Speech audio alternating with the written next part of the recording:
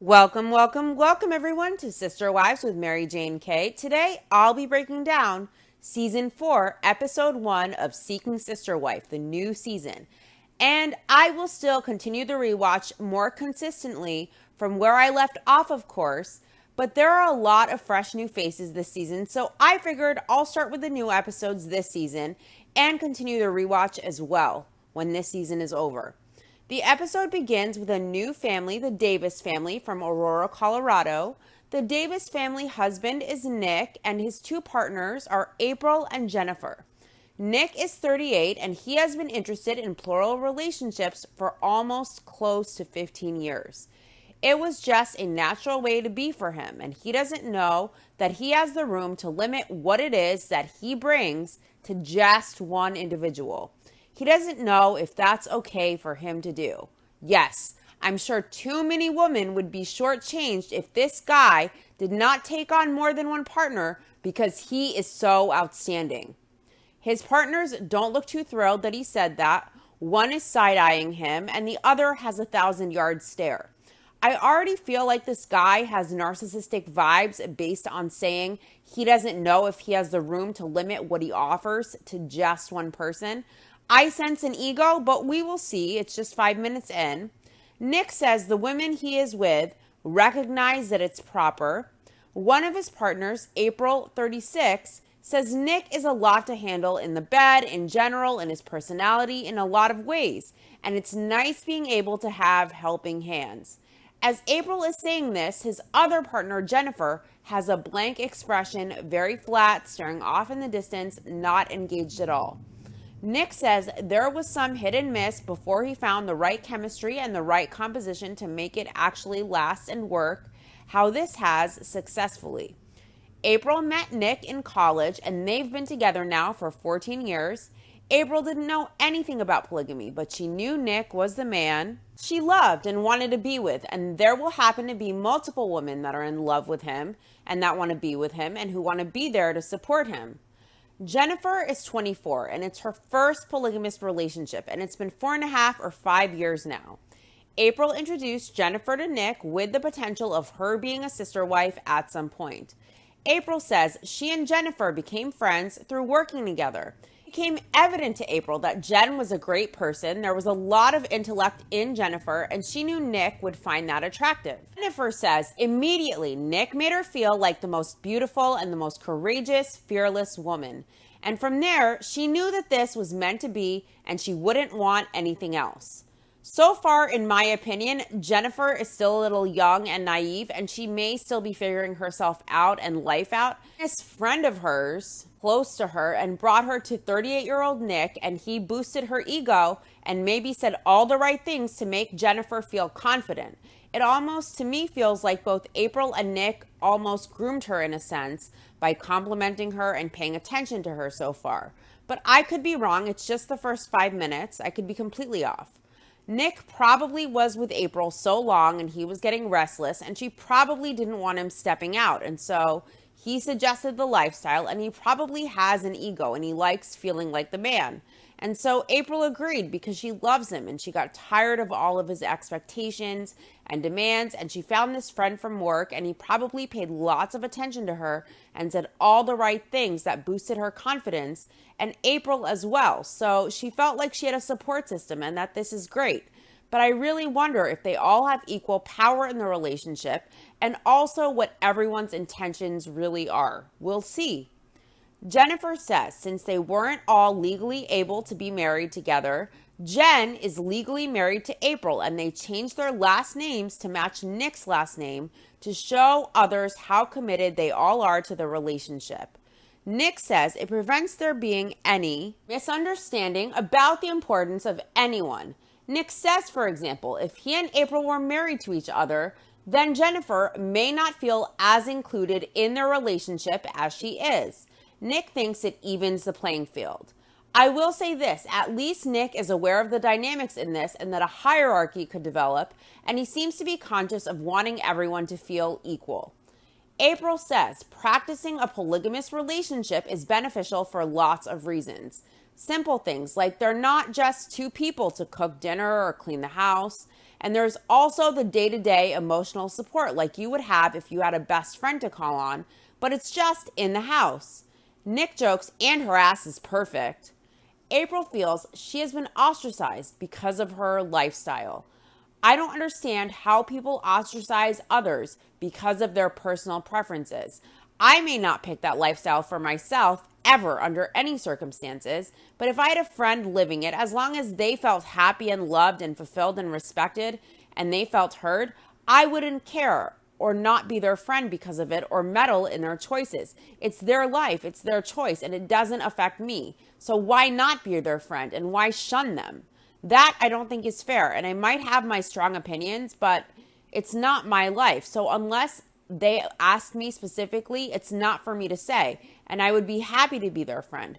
I just don't understand what a person's lifestyle has to do with appreciating the good qualities in them and the things you love about them, especially because it doesn't affect you. Anyways, April says her lifestyle hasn't been accepted by all members of her family, and she has been blocked on social media by certain members of her family when they found out that she was in a polygamous relationship. April says she wants to be happy, and this is what makes her happy, and it sucks for them. They're the ones missing out, not her, so it does suck for them. Jennifer, April, and Nick all share one bed. Part of that is because of space constraints. They have a small house, and they also prefer sharing one bed. Jennifer says that way not one of them shares the night without Nick, and it's special to sleep next to the one you love. Nick likes being snuggled up in the middle. Remember when Mary said on Sister Wives we don't go weird regarding their intimacy and sleeping arrangements? I don't think that applies here. I'm sure that they go weird. And if they are all happy and it works, good for them. I mean, there's nothing wrong with that. Nick says their sex schedule is whenever he feels like it or whenever the women feel like it. April says there is no schedule for sex. Nick says he tries to make sure everybody is taken care of. April agrees with a huge smile that there's not a problem. He definitely makes sure that they are taken care of. Jennifer too. Everyone is all smiles. So, Nick isn't withholding sex as a manipulation tactic like some other polygamist men. That's good to know. April says, in regards to intimacy, they always make sure they're in a separate area of the house when Nick is doing his thing, having one-on-one time with one of them, so they have that time to themselves.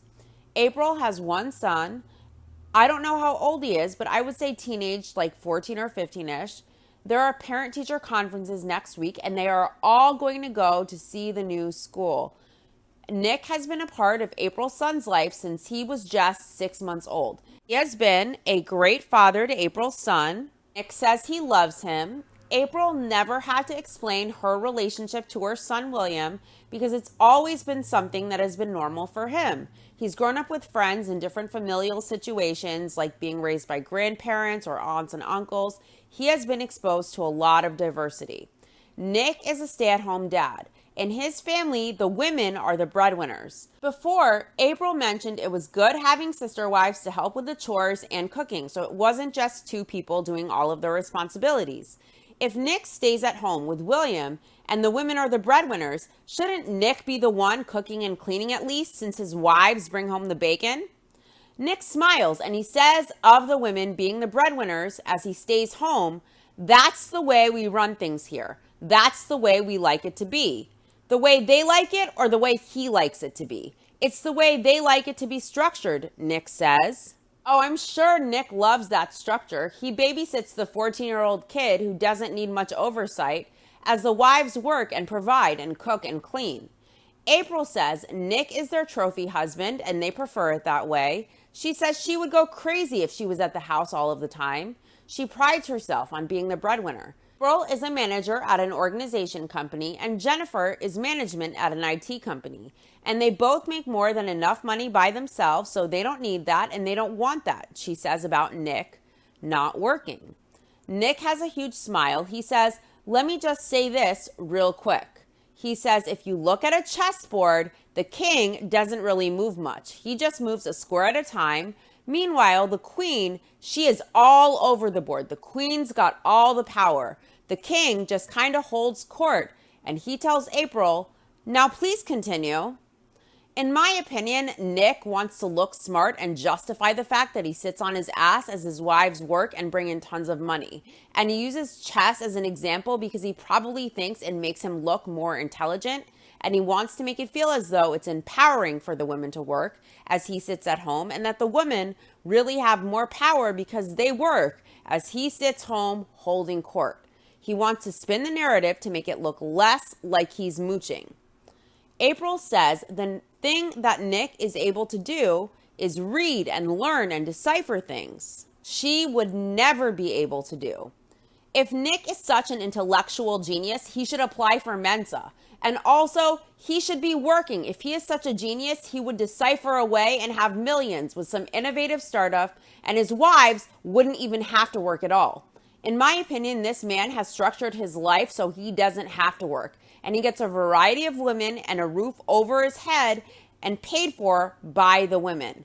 He seems like a chameleon with an ego so far who turns on the charm and charisma. But what is mask off Nick like when he can't make stupid jokes about how one partner's ass looks or some ridiculous chess analogies to try and justify his freeloading ways? As Nick's wives clean up after the dinner they just cooked with the groceries I'm sure they bought, as Nick was just brought a plate without helping at all, Nick comes in to tell the wives he was reading about this concept, particle wave duality. He explains to his wife that it's this idea in quantum physics where every quantum entity or subatomic particle can be expressed in two different forms. There's an aspect that's a particle, and it can also be expressed as a wave. Anyone can read an article or study, comprehend it, and regurgitate it back. This man read something and he's repeating it back. He didn't create this concept or create the periodic table of elements. This guy really wants to appear to be a deep thinking intellectual who is highly intelligent. He likes to be extra to show he is smart. That's what he wants to show everyone. Most people don't push that unless there is some type of insecurity there, in my opinion. I read all kinds of physics and astrophysics, and I find things like black holes to be incredibly interesting. But I don't regurgitate what I know and mention it every chance I get with the desire to make people think I'm smart. It doesn't even mean I'm smart. It means I read a book and retain the information. I could care less if people think I'm smart or stupid or this or that. I really don't care because I know myself, and that's all I'm concerned with. This guy was mentioning chess earlier, and chess is associated with intellect and sophistication. Now quantum physics. He really wants to push that he is intellectual, when so far it seems like he is smart in a manipulative way. He was able to find women to be with, to provide for his every need, and they work as he sits home reading articles and regurgitating them back, wanting people to think he's worth it because he's so smart. Most people can read that same article and study and understand that info, and I think he wants to project himself as intellectually superior. Jennifer says the passion he has for learning and growth and development and research, it's definitely a passion that they share and they find attractive, and she loves it. Jennifer says the beautiful part of this relationship is learning from each other. She says there's so many things she has learned from Nick and from April that have changed her into the woman she is growing into. And she hugs April.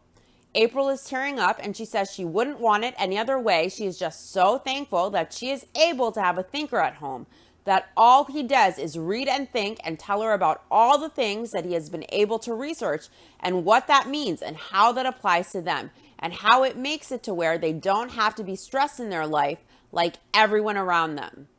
April doesn't walk around with anxiety or hurt or any of those things. If she didn't have Nick in her life, she probably would, she says. She says not everyone in the world has a Nick, and she is thankful she does, and Jennifer too. April says of Jennifer coming along that there are things she has to learn about herself, and Jen was the perfect mirror for her to have to look in order for her to be able to learn it. And Nick adds that they are all doing that with each other to show themselves the aspects and the elements that are difficult to see and that would have to be maintained with whoever they bring into the situation. Nick says being a family of three sets up a good groundwork for them to be able to expand. They spend all of their time with each other, so finding someone to fit into that groove is the biggest challenge for anybody who comes along in the future. There's work involved, Nick says. Next up are some familiar faces, the Merrifield family of Buena Vista, Colorado. I am excited to get to their initial season of the Seeking Sister Wife rewatch. I have a lot of thoughts on that. When this new season ends, I want to start doing that at least once a week because I have a lot to say. Danielle, 32, and Garrick, 38, have been together 15 years, and they started dating and living plural 4 years ago. They have 2 sons, Solomon, who will be 12 soon, and Jeremiah, who is 13. Garrick says they are open with their boys about living plural, and they like it. Danielle says they wondered if that means they get double the Christmas presents. Garrick says they define polygamy as a man having more than one wife, and the wives they consider to be close, like sisters. Garrick says polygamy is something they felt God led them to. I want to point out that some families on Seeking Sister Wife do it just as a lifestyle choice where it is not faith-based whatsoever. Some past couples are FLDS, of course, like the Browns, and some couples, like the Merrifields, are faith-based or say God led them to this lifestyle choice, but they are not FLDS and they are not living polygamy as a faith requirement, but they consider God to be driving them to live this way. The Merrifields are in that boat, more specifically the husband, Garrick. Garrick says God led them to polygamy. They believe it's a reflection of how God is with his church. He has multiple people and he loves them all equally and the same. Danielle says it's about not limiting love and babies, having a family, a big family. Garrick says they made a lot of sacrifices to live this way. When Garrick's family found out that they wanted to live plural, they disowned Garrick. Danielle says his family said it would have been better if Garrick was gay. They also told Garrick he should have got a whore, and they kicked them off the property, and so the Merrifields ended everything they had to do with them, and they cut ties with Garrick's family. The last season, we saw them in a house, and I was wondering why the 4 of them were now in a cramped RV, and that explains that then. Danielle mentions that it's cramped in the RV, and it's a good thing Roberta isn't here yet, because that would be a really tight space. Roberta is the Merrifield sister wife, and she lives in Brazil. She speaks Portuguese. Garrick met Roberta online on a polygamy dating site. He saw Roberta's profile pic and thought she was very beautiful, as he puts it. Danielle says they have been courting Roberta since they first met her 3 years ago. She isn't in America yet, and it's been a big challenge getting Roberta here. Danielle explains that she and Garrick had to get a legal divorce so Garrick could file the K-1 fiancé visa, saying you are engaged to someone and you want them to come to the U.S. Danielle says when they first started living plural, she dealt with a lot of jealousy, and finding Roberta made her address a lot of her insecurities. They show a past clip of Danielle and Garrick visiting Roberta in Mexico for the first time, and Danielle saying that seeing her husband, Garrick, hug and kiss and embrace Roberta was a little bit awkward for her. They show Roberta telling Danielle that the night she slept in their room, Roberta and Garrick had a quickie behind Danielle's back when she was in the bathroom. Danielle says it hurt her feelings because Roberta told her that intimacy wasn't the most important thing. So finding out that they were intimate, especially behind her back, Danielle felt she was lied to in that moment, and like they really didn't want her to be there in their room when they invited her to feel included. And they had her believe they weren't going to be intimate yet, and it made Danielle feel like she wishes she would have been alone, as she breaks down in tears during that flashback. Danielle says since their last trip to Mexico to meet Roberta, she has been praying and fasting as well, and people think you can't change, but jealousy sucks and it's pretty cruel what it does. Ultimately, they decided to continue the journey of adding to their family.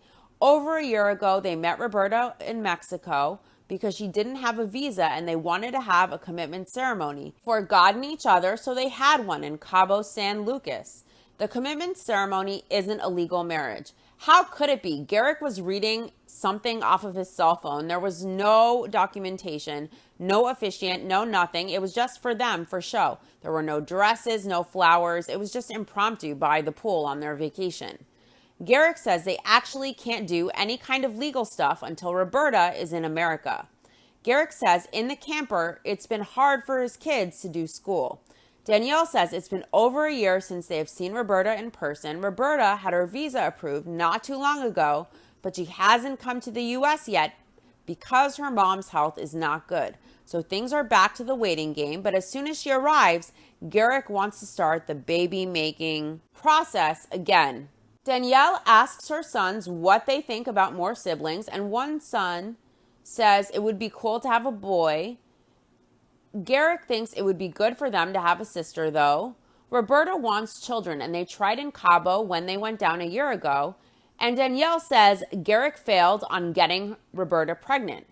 In preparation for Roberta coming to the U.S. and Garrick having more babies, they started building a bigger home from scratch. Garrick has a custom home building company, so it's easier for them to design a home that fits their plural lifestyle. Danielle's parents even have their own apartment. Danielle wants to be close to her parents as they age and to help them since they've been so kind and supportive about their plural lifestyle choice. Garrick explains that they are temporarily living in a trailer until they can move into the house. They've been in the cramped trailer with 2 teenage boys and a dog for 5 months. Garrick hopes Roberta is doing okay with Danielle wanting to add a third wife. Garrick says Danielle approached him and told him that she thinks God wants them to add a third wife, and he was shocked. Danielle says it was hard for Bert, as they call Roberta, when they told her they wanted to add a third wife because she is wanting to settle down first in the U.S. before a third wife comes into the picture. Danielle explained to Roberta that for her, the third wife would help balance out the fact that if Roberta is with Garrick, then she will have someone to support her and they can do things together and vice versa, so they aren't ever alone. Danielle says that's why you get married, because you don't want to be alone.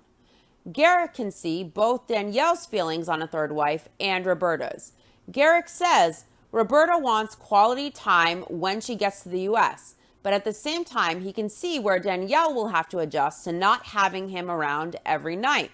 Danielle says that will be a change, and she says she is not expecting the jealousy to come back for her. She thinks it will be an adjustment with a third wife coming in, and she thinks it will be more challenging for Roberta being on the opposite end of that. Danielle looks awfully smug saying that. Garrick says he thinks it will help Bert too, because what about the night that she isn't with him? She could be building a friendship and a sisterhood with the third wife. Why can't anyone just have alone time? I would love to have alone time. Garrick says it's hard on Roberta that they are looking for a third wife, but at the same time, they can't just wait around and not be open to their family growing when they believe their family will have more than 2 wives. So they have been courting a lady from California, Leah, and starting to build a new connection with her. Danielle says they have been getting to know Leah for 3 weeks now. They met her on social media and Garrick was attracted to her. She's very bold and artistic and driven. She's a go-getter. She is a nurse and she has 1 son close in age to their sons. Leah has been in a plural relationship before. It didn't work out and she was really young at the time.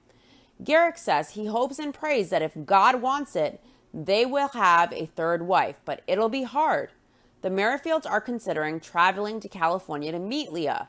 They feel there is something there and they want to see how it goes. Danielle can see how it will be hard for Bert, but she doesn't think there is ever a perfect time. And sometimes, she says, you just have to be willing to roll with the punches. Garrick says Roberta will be jealous. In my opinion, Garrick is using God as an excuse and justification because he wants a variety and he's bored and he doesn't want to cheat or lose his wife or family. So he wants to do polygamy to get what he wants without losing his family or wife and without cheating. I think Danielle saying she wants to add a third wife is to troll Garrick and Roberta and to give Roberta a taste of what she went through with her. Danielle didn't want to divorce Garrick. It ripped her apart, and now she's probably thinking, well, if Garrick gets a second wife, I want someone to be an ally in the house. And I want Roberta to experience what I felt when she came into the picture, because she said Roberta should be willing to roll with the punches.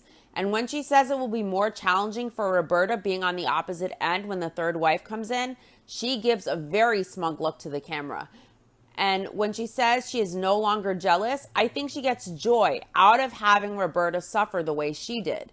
Danielle doesn't really want a third sister wife, in my opinion. She is playing Garrick's game and throwing a wrench in the mix. Garrick didn't expect Danielle to want a third wife or to insist on it. And Roberta never assumed Garrick would add another wife till she was already incorporated into the family, if ever at all. She assumed most likely it will be herself and Danielle and Garrick. And Danielle probably knows Roberta won't accept this ultimately, and that Garrick can say no to Danielle.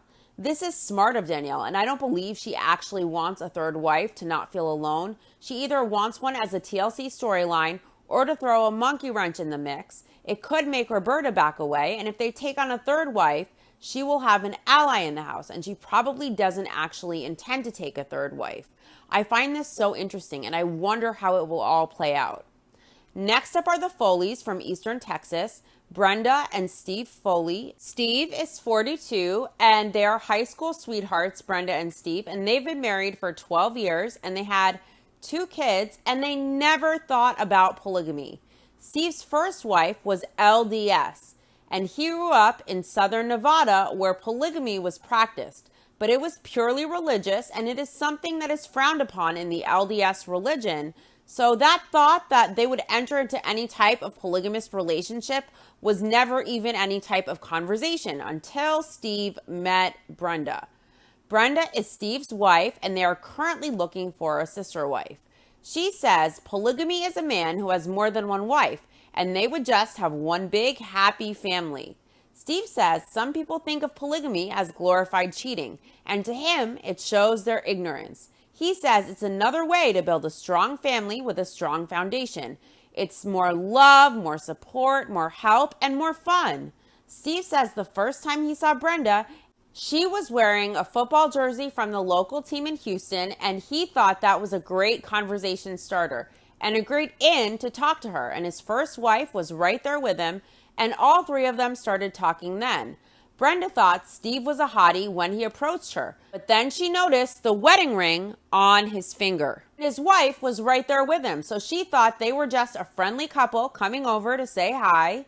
They started having a conversation, and Steve and his wife wanted to meet Brenda again, and she felt the same way. It was nice. They started off as friends, meeting for lunches and coming over. It wasn't even in Brenda's mind that maybe this was a potential relationship. They were just always on each other's mind and looking forward to seeing each other. Steve says at this point, they were all developing feelings for each other beyond friendship feelings. And at one point, they were sitting on the back patio and they asked each other if they were dating because it felt like that. Steve says there was this moment of silence because no one wanted to answer first. So Steve gave in and confirmed yes, they were dating. Brenda says a plural family for her was a new concept, and coming into an established marriage was scary because you don't want to cross any boundaries or feel like one person is more important than the other, because for Brenda, both of them are very important. Steve says the term sister wife was not something they even thought of. Brenda says they didn't know what she and Steve's wife's relationship was. And Brenda says it was like best friends. Steve says people ask him, isn't your wife enough? And he always says, everybody has had strawberry shortcake. And if it's all you've ever had, you love it. And if someone comes up to you and suggests, why don't you try some whipped cream? You think, I did not know this even existed. And this is great. He says, even though you're happy with the cake and strawberries, the fact that you've now experienced it with whipped cream, that dynamic, that experience, felt like this was the type of relationship he was meant for. There were a lot of people who looked on it negatively, and they fed that negativity into the relationship. So Steve's wife at the time left the relationship, and it was hard for Steve. He felt everything collapse overnight, and he didn't understand why, because they were all happy. Steve says after his first relationship ended, they felt they wanted to experience a plural relationship again. So they're currently courting April, and they met her through a social media app 6 months ago, and they feel there is something there as more than just a friend. April is 21, and Steve is double her age. There's a 21-year age difference between he and April. Between Brenda and April, there's a 17-year age difference. Brenda says they get along great. They can hold conversations. With her, it's easy. It's easy to be around her. April says she and Brenda are really good friends. The producer asks April how she feels about Steve, and she laughs and says, oh gosh, and nothing else. Steve likes April a lot, and he reached out to her on social media because she was cute. She had a great smile, and April didn't have these preconceived monogamous relationship ideals. She didn't ask one question about this kind of relationship. And for Steve, it was refreshing because he wasn't asked, what does it mean? How does it work? He says there's all of these normal questions that people usually ask that he gets tired of answering all the time. So April didn't ask any of that, and that attracted Steve to continue the conversation. The age difference makes Brenda nervous because she says there will be a time when she will get older and April will still look young. Brenda asks Steve, will you still love me when I'm this age and April is this age? She wonders if Steve will feel more attracted to April. Steve says that won't be an issue. He just saw a picture of Christy Brinkley at 67 years old and she looks like she is 30. Brenda says she isn't Christy Brinkley. Steve tells Brenda she ages well. Brenda says she doesn't know how she will age and she is really bad at her facial routine. April asks Brenda how she is feeling about things. They're all on Steve's boat together. Brenda thanks her for asking and April jokes because she knows somebody wasn't going to, obviously referring to Steve. Brenda says there's not too much tension or anything like that. April says going into a plural relationship, the scariest part was how Brenda was feeling. She knows Steven is looking to date somebody, but April asks, how is she feeling about it? They are chilling on Steve's boat, and Steve says it makes him happy to see how well Brenda and April get along. He hasn't seen any clashes between the two of them. April says it's a good thing, and Steve says it's a great thing. April says Steve seems disappointed, and Steve says sometimes it might be entertaining to see. I guess Steve wants to see that cat fight over him. Steve says the biggest threat initially when adding a third person is the internal struggle because there has to be that connection and that trust and that respect. Brenda says this is somebody else who will be out with her husband on one-on-ones and she has to know that their intentions are good for him and for her and for the whole of the relationship, not just the other person's own selfish needs. Brenda says with April, she thinks their communication does need a little tweaking, and she doesn't know if this is going to actually work because she doesn't feel that deep connection with April yet. That's an interesting dynamic because April on camera made it seem like her main concern was how Brenda feels about everything. And she said Brenda was like her friend, like her good friend. And when asked about Steve, she just laughed without giving an answer on how she feels about him. And Brenda seems to be worried that as she ages, Steve might be more attracted to April, who will be younger. And Steve seems to have very unrealistic expectations of aging if he thinks Christy Brinkley looked 30 in her photo in a magazine that I'm sure was airbrushed and photoshopped and filtered. If Steve expects Brenda to age like a photoshopped photo, he has unrealistic expectations. He said that to reassure Brenda, but I'm sure it did the opposite for her. Brenda doesn't seem happy with the communication between her and April, and she doesn't feel a connection yet. To me, initially, April seems to like Brenda more than she likes Steve, but I don't know. That one will be interesting, and I don't think Steve's first wife left because of feeding into others' negativity. If his wife loved Steve and she was happy with the dynamic of the relationship of having Brenda and her husband, I think she would have stayed. She probably left because she wasn't happy, not because of what other people outside of her marriage said, in my opinion. Next up are the Davis family in Aurora, Colorado. There is a beautiful shot of a tree-lined street on both sides. It is just lined with trees with beautiful fall leaves, and it just makes my heart happy. I love that kind of stuff. I live somewhere where there's never a fall leaf in sight, and I just love fall. I love the leaves. I love all that stuff. It's just the most peaceful and gorgeous thing just to see fall leaves, in my opinion. Anyways, Jennifer and April are having wine, and Jennifer says she's excited for them. Nick is out with a potential third wife, and Jennifer thinks it will be good for Nick and this woman to have a one-on-one. April explains that they're actively seeking a third sister wife. They are dating a woman named Danielle. They initially found her on a dating site. She is 22 years old, but you wouldn't be able to tell by having a conversation with her, according to April. April says Danielle has an old soul. Nick says what stood out to him was she has a skeptical mind, and he likes that a lot, and that display of intelligence, along with her cuteness. Nick is dressed for the date, and he comes out to show his wives, who approve. Nick is going on a date with Danielle alone, and it's their first one-on-one date they've ever had, so Nick is nervous and excited. Jennifer says a first-time one-on-one date is a big step, but they have no rules to dating or with intimacy. Nick explains he generally isn't going to be intimate right away, and his wives would be okay with it if he did, but he likes to withhold that himself. April says that's why they don't have intimacy rules in that sense, because Nick regulates himself in a way that she appreciates and trusts. Nick says this date is important for he and Danielle to get a sense of each other and to see what type of bond that they're able to make and establish just between she and him. Nick likes to think he's prepared to add another wife at his house. He says he usually just tries to keep himself open, so he is hoping things go well. Danielle says at this point, her relationship with Nick is defined as them dating. They met through social media, and it started with April and Danielle getting to know each other and April explaining what they have going on. Danielle has never been in a polygamous relationship before. Her initial reaction to polygamy when she met April was that she was kind of shocked and overwhelmed. Danielle says she is a fluid, open person, but she has only been in relationships one-on-one, so it was a lot. She felt like there were 3 of them and 1 of her. Nick wants to give Danielle an idea of where this is going to progress to. The whole time, from the time Nick picks Danielle up to being in the restaurant, the whole time they are holding hands. She is holding Nick's hand even in the restaurant while they're drinking their drinks with both of her hands. Even in the car, they were holding hands, just non-stop. Nick says he is always concerned that this is something that Danielle is doing for right now, but that she might grow out of it, and it hasn't been long enough to know how deep her dedication or interest goes. Nick says one of the biggest problems he thinks they have is making sure that the individuals know that they are seriously committed to each other. Some people have the misconception that they have an open relationship, and that's not the case. Danielle tells Nick she really likes them. Nick tells her he has to make sure when bringing in a new person that he isn't ruining who they are collectively. Nick wants to build something they can maintain for the long run. He says if Danielle doesn't have that same goal, he will be disappointed.